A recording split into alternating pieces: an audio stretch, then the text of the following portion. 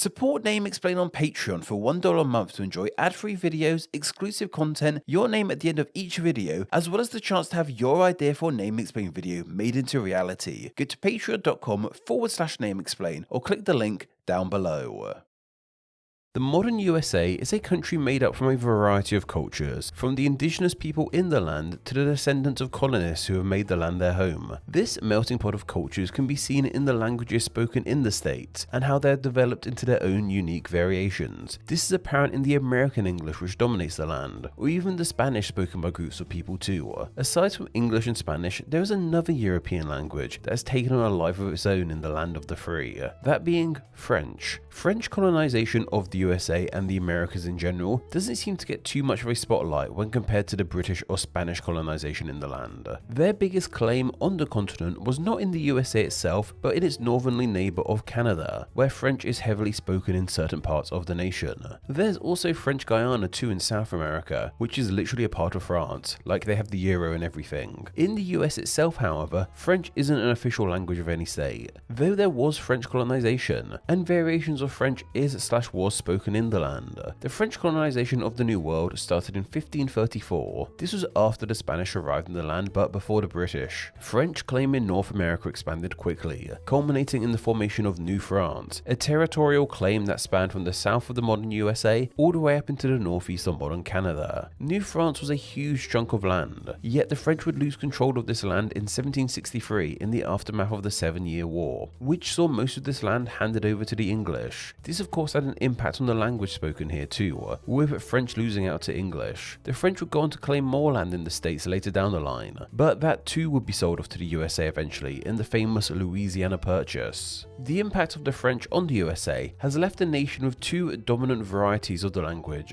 Most noticeably is Louisiana French, with 200,000 to 300,000 speakers under its belt. This version of French can be found in the state of Louisiana, the state that is most commonly linked with the French rule of the US, and is often linked more specifically with New Orleans and the Cajun people of the state. The other dominant form of French found in the USA is found on the other side of the nation, in the northeast with New England French. This language is believed to have 170,000 speakers and can be found in the New England region of the nation. This version of French has close ties with the French spoken in Canada, which makes sense seeing how close these countries are to one another geographically. Together, these two variations of French have around 500,000 speakers in the States alone, yet there are also much smaller variants of French which originated from the States too. Some of these variants are so small that they're actually on the cusp of dying out completely. One of those being the variation of French this video is all about, Missouri French. It is also known as Pawpaw French too, in ode to the pawpaw fruit which grows in the area the language was spoken. Now, I know what you're thinking, why am I making a whole video about Missouri French, a language barely spoken that no one really seems to care about, as opposed to one of the more popular versions of French like the one spoken in Louisiana or New England? Well, it's because I spent the last week in the state of Missouri, primarily the city of St. Louis. I went to the Gateway of the West to catch up with my friend and podcast co-host Paul. Suffice to say, I had a wonderful time, took in all the sights, watched the Cardinals play, and ate way too many toasted raviolis, gooey butter cakes, and Ted Drew's concretes. If it wasn't for a friend living there, I can honestly say I probably would have never gone to St. Louis. It's not a city on many Brits' itineraries for the USA, but I'm so glad I did. Hello if you're watching from St. Louis. Though despite everything I got to see in St. Louis, something I didn't see at all were people walking down the streets having a casual conversation in Missouri French, and that makes sense. As mentioned, this is a language on the cusp of death. A language cannot be about to die without once truly being alive, however, and Missouri French used to rule the roost in this part of the world. Not only was it spoken in St. Louis and Missouri, but the wider area which was called Illinois County while it was under French control. Of course, that name is now just used for the state next to Missouri of Illinois. French arrived in Missouri from two directions, the north and the south. French speakers in what is now Louisiana ventured north to the land, and French speakers in modern Canada came southwards, both following the Mississippi Valley. The main reason French settlers came to this land is for the natural resources the land had to offer, in this case a valuable lead and a mineral called barite which is found in the region, the latter of which has the nickname of Tiff in this land. Why this mineral became known as Tiff in Missouri, I have no idea, but what I can tell you is that there's a small town in the state that is simply called Tiff, and it was named in honor of the stuff that was once mined here.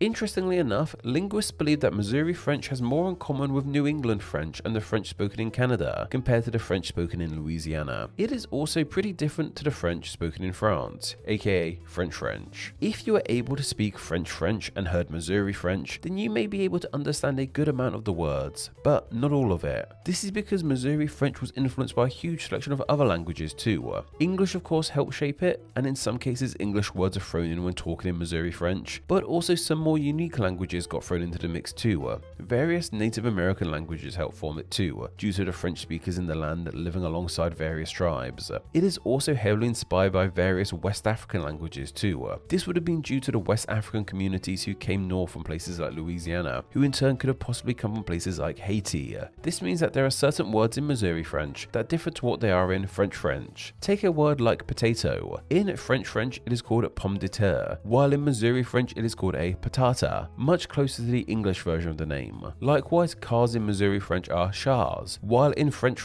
they're called voitures. While it's easy to presume that these variations often don't stray too far from the language they derive from, that often is far from the case, and I'm sure you can see from these examples.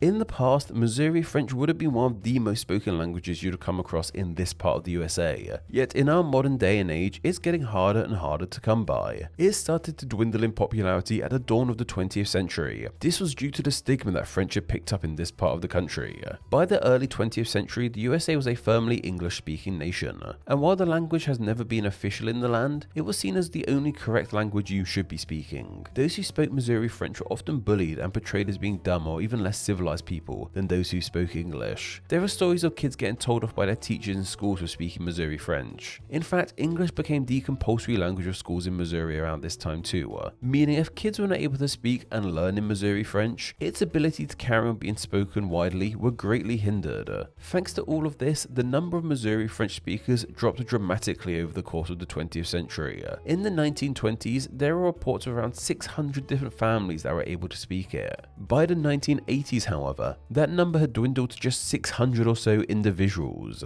Today, however, there's even less speakers than that. We don't have an exact number, but many theorize there could be just a few dozen people left alive who speak the language, many of which are older people, meaning the language could potentially die with them.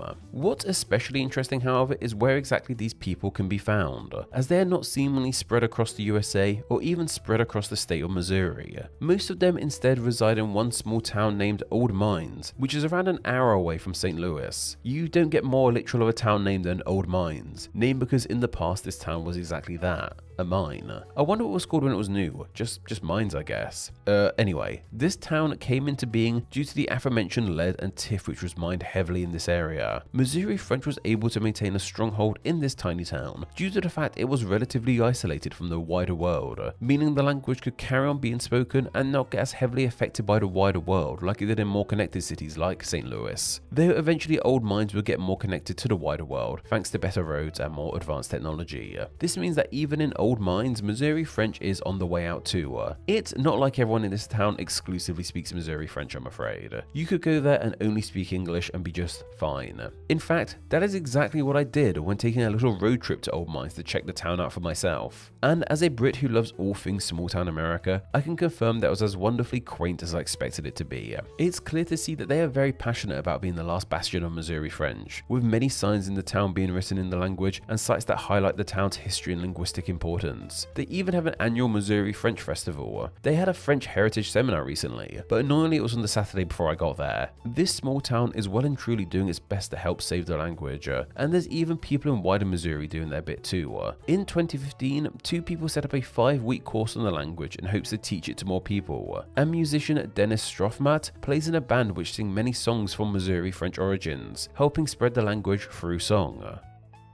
The work these people are doing will help keep the language alive, in some capacity. It's pretty unlikely that Missouri French will ever be spoken as a first language by a large community of people ever again. This part of the USA has seemingly moved very much on from being French speaking, but this at least allows the language to be recorded, spoken, sung, and remembered in some way, shape or form. That's a fate a lot of other languages unfortunately don't get to have. And to think, I probably wouldn't have ever thought to talk about this language if I didn't end up ever going to St. Louis. So thank you so much for having me in your wonderful city. Go Redbirds, or whatever I'm supposed to say. I don't know, I'm still trying to figure out how baseball exactly works.